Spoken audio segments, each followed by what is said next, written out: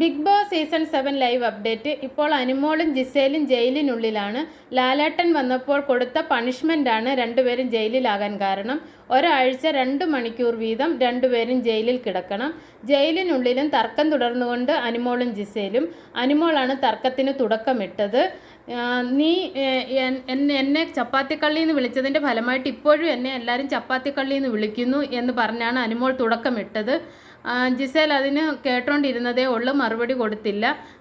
അതിനുശേഷം അനുമോൾ ചോദിക്കുന്നു, നീ കണ്ടോ ഞാൻ ചപ്പാത്തി എടുക്കുന്നത്? അപ്പോൾ ജിസേൽ പറയുന്നു, കണ്ടു. നീ ഞങ്ങളുടെ പെർമിഷൻ ഇല്ലാതെ എടുത്തുകൊണ്ട് പോയാൽ അത് കളവാണ്. ഞങ്ങളാരും ഞാൻ കണ്ടു, നീ എൻ്റെ പുറകിൽ നിന്നും ചപ്പാത്തി എടുത്തുകൊണ്ട് പോകുന്നത് കണ്ട്. ഞങ്ങളുടെ ആരുടെയും പെർമിഷൻ ഇല്ലാതെയാണ് നീ എടുത്തുകൊണ്ട് പോയത്, അതുകൊണ്ടാണ് അത് കളവാണെന്ന് പറഞ്ഞത് എന്ന് ജിസേൽ പറയുന്നു. അതിനുശേഷം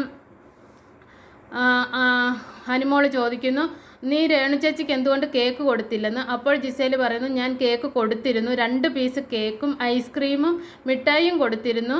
അപ്പോൾ അനുമോൾ പറയുന്നു, അത് ഞാൻ കണ്ടില്ലെന്ന്. അപ്പോൾ ജിസേൽ പറയുന്നു, ഞാൻ കൊടുത്തിരുന്നു. അതിനുശേഷം വീണ്ടും രാത്രിയിൽ എഴുന്നേറ്റിട്ടാണ് വീണ്ടും രേണു ചേച്ചി കേക്ക് നിങ്ങളോടും എന്നോടും കേക്ക് ചോദിച്ചത്. അപ്പോഴാണ് ഞാൻ പറഞ്ഞത്, ടാസ്ക് ചെയ്യാൻ പോയവർ ഞാനും കഴിച്ചിട്ടില്ല, ടാസ്ക് ചെയ്യാൻ പോയവർ വരട്ടെ, എല്ലാവർക്കും വേണ്ടിയിട്ടുള്ളതാണ്, എല്ലാവർക്കും കൂടി ഒരുമിച്ച് കഴിക്കാമെന്ന് പറഞ്ഞത്.